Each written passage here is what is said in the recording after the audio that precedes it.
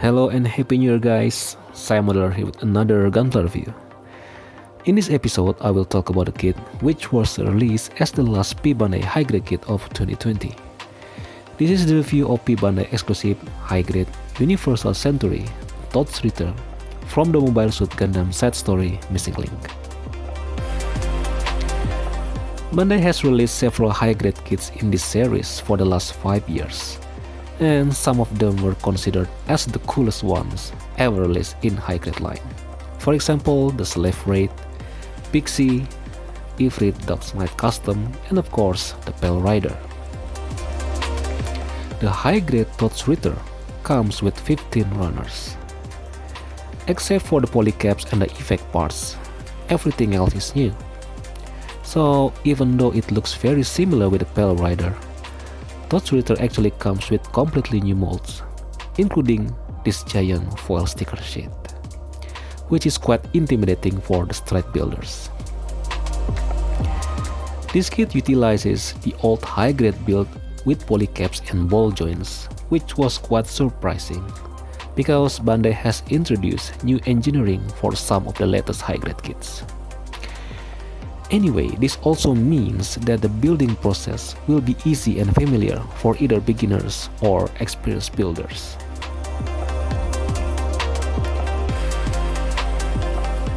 And this is how the Todesritter looks like after the strike build, with panel linings and all sticker applied to the kit. It looks absolutely badass. You can see that while it still retains similar looks and color scheme of Pale Rider, the Todesritter is much taller and way bigger. In fact, this kit is even taller than high-grade Gustav Karl, and almost at the same height as some of master grade kits. And yeah, the stickers. All the gold part, some of the whites and reds you see on this kit are actually stickers. Most of the stickers went to the vents and thrusters of the kit. Many of them actually look good and easy to put on the kit, while a few others were just really annoying, as usual. Of course, this is a high-grade kit, so it is still reasonable to have so many stickers. And also, you can still paint it if you like. Similar with the Pale Rider, you have options to choose between a normal mode or Hades mode. So, in case you are not painting, you will only need to use half of the stickers from the sheet.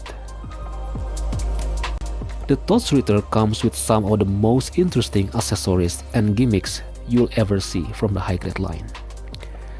There are 2 pairs of beam sabers, one pair is typical beam sabers, while another pair is much larger.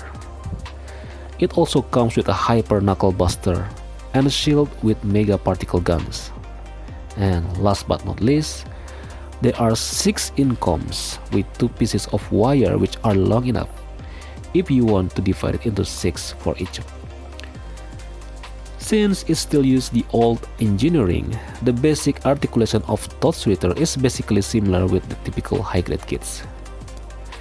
The ball joint for shoulder to torso allow the arms to rotate 360 degrees, but the arms could only be lifted slightly upward or backward.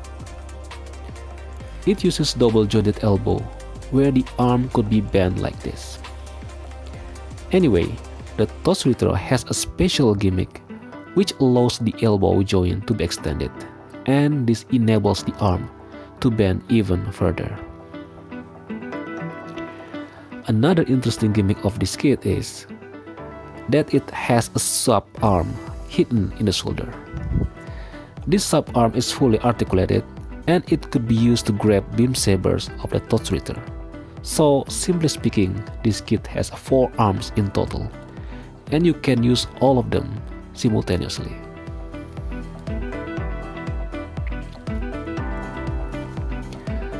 The lower torso of Todesritter uses ball joint, so you can rotate it 360 degrees, while the upper one uses clip joint to enable it to crunch forward and backward.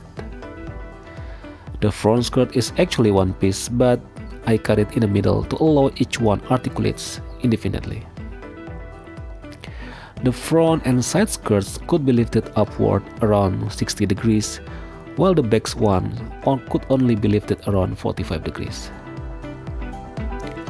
The leg uses double jointed knee and it has pretty good articulation. It could be bent and lifted to the sides quite far. The waist to leg connection uses pec joint, which is usually used by master grade or real grade kits. This enables the legs to split without any problem. It also has a special gimmick which allow us to extend or retract the leg thrusters. The backpack is connected through a pec joint to the back side of the torso. There are two hyper beam saber containers which could be moved forward or backward. The incomes have articulated binders and you can move them upward or downward or to the sides. Each income could be deployed or stored to each binder without any problems. Anyway, I found that the pec connector of each binder was too short, so they were easily to get loose and could be popped out of place. Each income could be deployed by connecting it to the binders with the wire. And finally, there are two full tanks which also articulate on the backpack. Posing this kit was quite fun, but as I mentioned before, some parts were easy to pop out, so just be careful. Also, it is really unfortunate that this kit comes with a pair of clenched hands only. I mean, Bandai could just put at least one open left hand to the package to add more playing option for this kit, but unfortunately they didn't do it. And now, time for the verdict. I would say that of all high-grade kits released from Missing Link side story, the Todesritter is by far my personal favorite. It is big, really cool looking, and comes with many gimmicks. The articulation was also pretty good. Nevertheless, there were few issues such as the annoying stickers or the lack of hands, but again, it is still reasonable because it's a high-grade kit. So if you like Missing Link side story, especially the Pale Rider, I really recommend you to get this kit. So that's all the review for today. Thank you so much for watching this video and I hope to see you next time with another Gunpla video.